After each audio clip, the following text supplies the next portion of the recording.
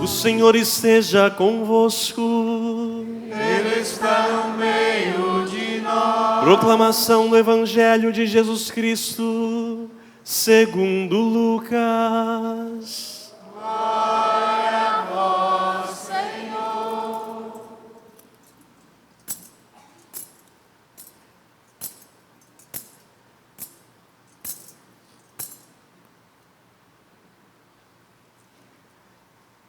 Naqueles dias, Maria partiu para a região montanhosa, dirigindo-se apressadamente a uma cidade da Judeia. Entrou na casa de Zacarias e cumprimentou Isabel. Quando Isabel ouviu a saudação de Maria, a criança pulou no seu ventre. E Isabel, cheia do Espírito Santo, ficou cheia do Espírito Santo.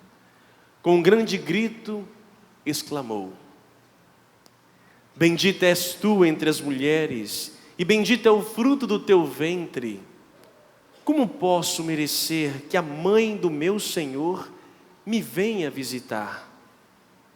Logo que a tua saudação chegou aos meus ouvidos, a criança pulou de alegria no meu ventre. Bem-aventurada aquela que acreditou, porque será cumprido o que o Senhor lhe prometeu. Então Maria disse: A minha alma engrandece o Senhor, e meu espírito se alegra em Deus, meu Salvador, porque olhou para a humildade de sua serva. Doravante, todas as gerações me chamarão bem-aventurada, porque o Todo-Poderoso fez grandes coisas em meu favor. O seu nome é santo, e sua misericórdia se estende de geração em geração a todos que o temem. Ele mostrou a força do seu braço, dispersou os soberbos de coração, derrubou do trono os poderosos e elevou os humildes. Encheu de bens os famintos e despediu os ricos de mãos vazias. Socorreu Israel, seu servo, lembrando-se de sua misericórdia, conforme prometera aos nossos pais, em favor de Abraão e de sua descendência para sempre. Maria ficou 3 meses com Isabel, depois voltou para casa. Palavra da salvação. Glória a vós, Senhor. Que as palavras do Santo Evangelho perdoem os nossos pecados.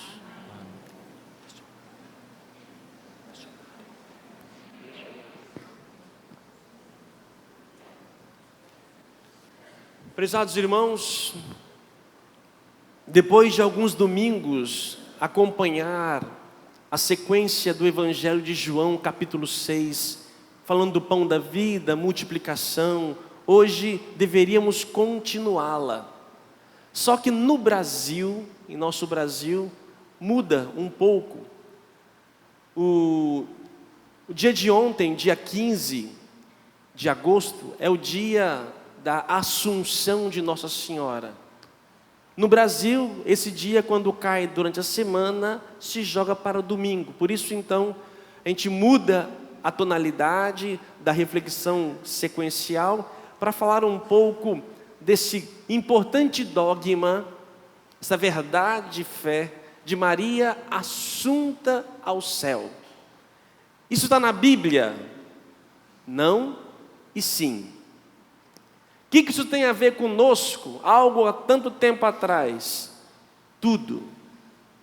O que nós podemos então trazer para o nosso dia? A leitura de hoje que ouvimos, a segunda leitura, eu acho que eu não estou com ela marcada aqui não. A segunda leitura, dá um folheto aqui, irmão. Obrigado. A leitura que nós ouvimos aqui está a resposta do nosso tema, ou seja, onde a igreja tira isto?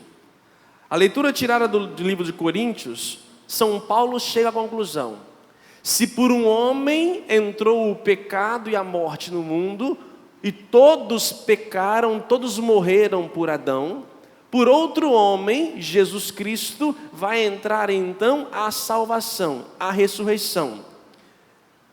Vem a ressurreição dos mortos. Como em Adão todos morrem, em Cristo todos reviverão. Porém, cada qual segundo uma ordem determinada. Em primeiro lugar, Cristo. Então, está aqui a prova de que Nossa Senhora foi assunta ao céu, porque na verdade todos nós seremos assuntos ao céu. Não é tema não, tá? Assunto do céu, vão estar falando de nós lá e assim por diante. Não, nós seremos elevados em primeiro lugar, como primícia, Jesus Cristo. E nós celebramos Jesus depois da ressurreição, passou-se alguns dias na terra e Ele elevou-se ao céu. Ele leva, e aí que interessante, Jesus ao elevar-se, Ele eleva todo o seu ser, corpo, alma, divindade, espírito, tudo que é do próprio Cristo eleva-se. Então, de Adão e Eva, o homem foi expulso do paraíso, a carne humana sai do paraíso. Em Jesus, a carne humana volta, retorna, eleva-se ao céu. Jesus dá dignidade, por amor, por misericórdia. Ele vem salvar o ser humano. Então, não é à toa que não se encontrou os restos mortais de Jesus, porque Ele ressuscitou e elevou todo o seu ser até o próprio céu, ao paraíso. Da mesma forma, então, todos os crentes, todos os cristãos que recebem o santo batismo, nós também iremos ressuscitar e sermos elevados. Só que quando uma pessoa morre, segundo o catecismo da igreja, a alma separa do corpo. E a alma é então levada a juízo, o primeiro juízo diante de Deus. O seu corpo, chamado de cadáver, fica, sabe-se lá, ou seja, será que esse corpo, esse cadáver, irá um dia entrar na glória? Mas aqueles que se perderam no mar, e aqueles que se queimaram, aqueles que já se decomporam, que não tem mais, será que será possível juntar qualquer coisa, o resto de nós, para estarmos lá? Não sabemos ao certo. São Paulo fala de um outro corpo, um corpo glorioso. Mas esta matéria, ela é importante, porque senão Jesus Cristo não teria elevado-se com ela. Portanto, meus irmãos, o que nós celebramos hoje, o que Maria viveu, é aquilo que todos nós iremos viver, só que ela foi, depois de Cristo, a que teve esta graça. Somente Jesus e Maria estão plenamente diante de Deus. Isso é uma tradição antiga na igreja. Por que isto? Vamos pegar na Bíblia. O anjo, quando visita Maria, o que diz para ela? Ave cheia de graça. Meus irmãos, se alguém está cheio da graça, falta algo de graça na vida dessa pessoa?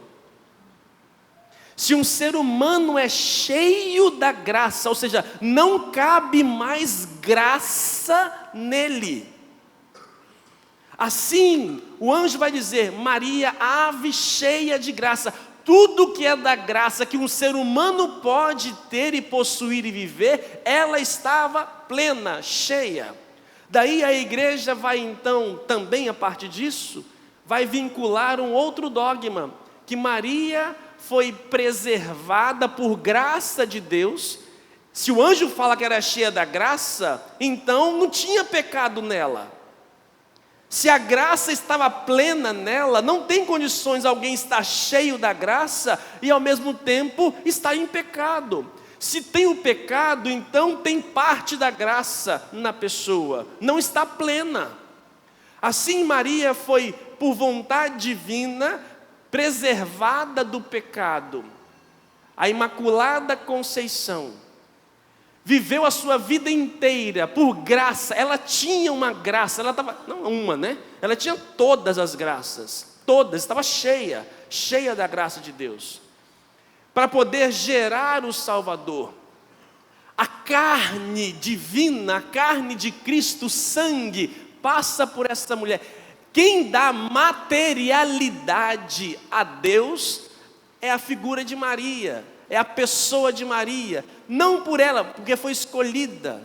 Quem amamenta o leite de uma mulher que dá para o Filho de Deus, vem dela.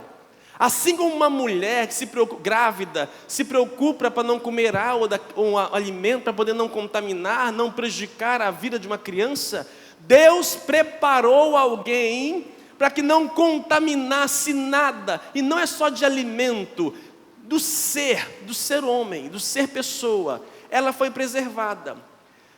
Assim como o próprio Cristo vai dar a sua carne, e quando morre e ressuscita, ele eleva-se ao céu, a sua carne não fica aqui na terra, por ser uma carne que não podia ser não podia haver corrupção nela, era uma carne santa, foi preparada da mesma forma. Quando Maria chega ao fim de seus dias, ela então é elevada, porque ela estava cheia por vontade divina da graça do Senhor.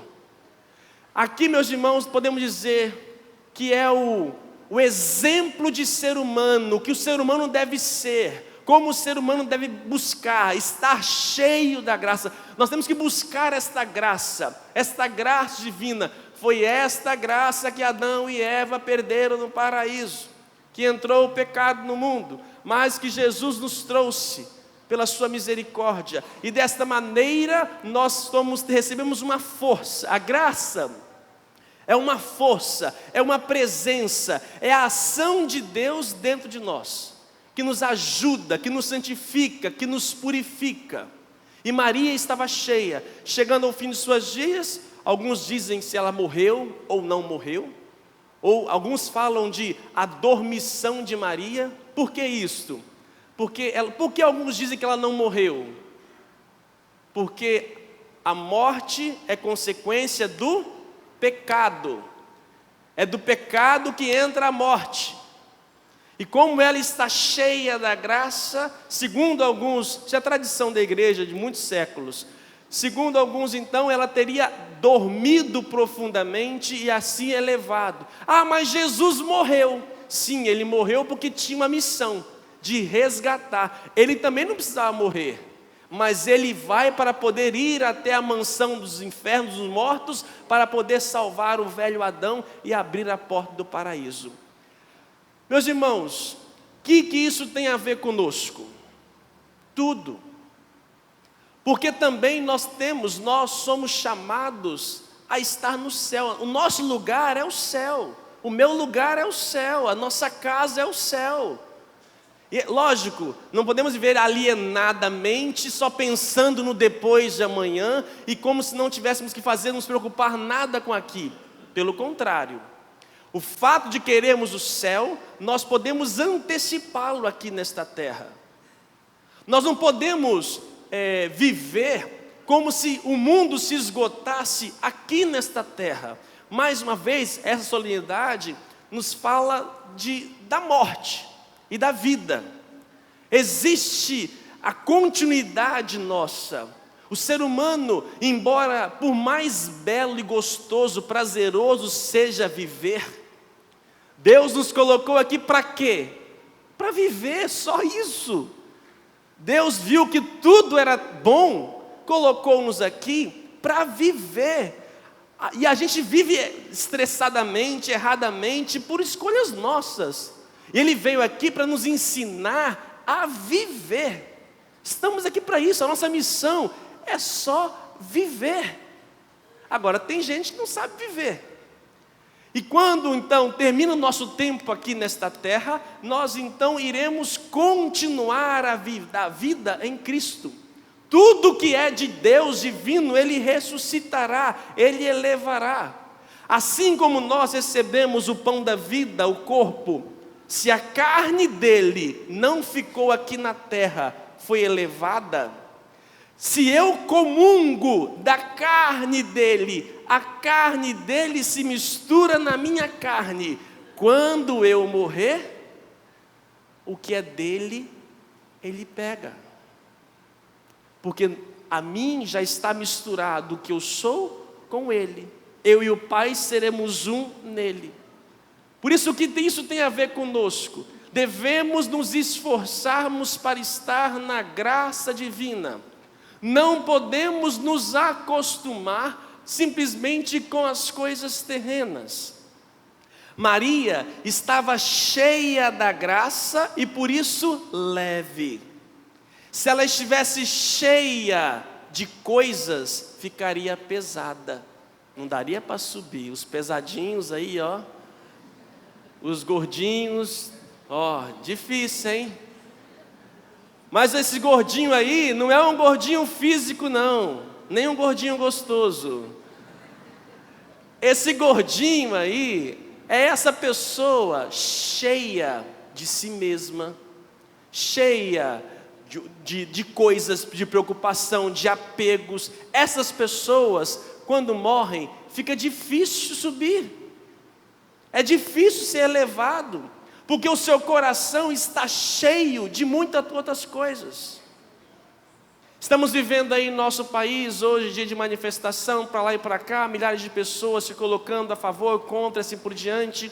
O que a gente tem visto hoje em nossa sociedade brasileira e no mundo, de modo especial, vamos falar para o nosso Brasil. Falo direto isso para vocês.